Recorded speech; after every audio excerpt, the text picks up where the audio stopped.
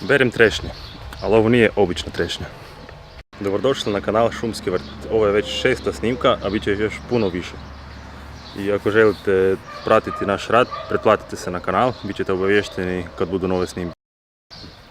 Danas je na redu jedna dosta rijetka sorta trešnje i uglavnom se ljudi iznenade da uopće postoji takva trešnja, a riječ je o bijeloj trešnji. Ovako izgleda ta trešnja. Nije potpuno bijela, onak žuta je više, ali ljudi govore bijela trešnja.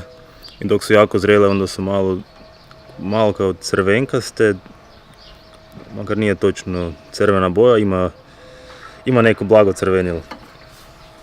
Ja, tako.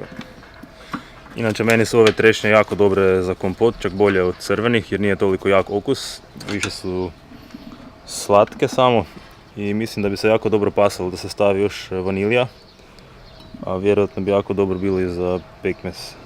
Još jedna dobra stvar kod ove trešnje je da se odmah vidi ako su unutra crvi, ako su červive. To prema tome da su odmah po smeđe.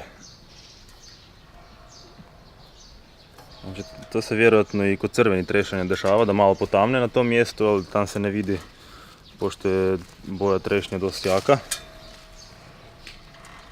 Ali također nekak se mi čini da bijele trešnje toliko ne napadaju ni crvi ni ptice i pretpostavljam da je to zbog toga što su bijele pa ih ne primijete toliko. Ova godina je dosta problematična što se tiče trešanja. Jako je vruće vrijeme i trešnje jako brzo dozrijevaju.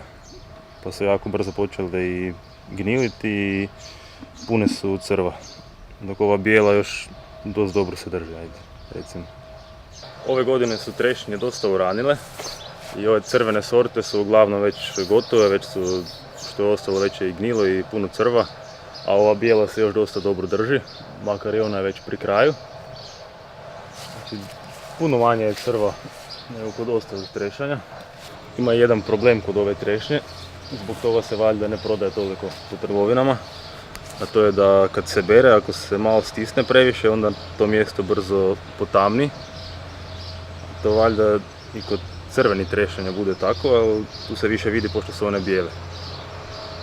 Pa to bi mogao biti onda razlog zašto toga nema u trgovinama i zašto ljudi nisu upoznati s tom trešnjom, makar su jako ukusne, za neke kompote i pekmeze su čak bolje od crvenih trešanja. Je li ovo bilo novo za vas ili ste već probali bijele trešnje?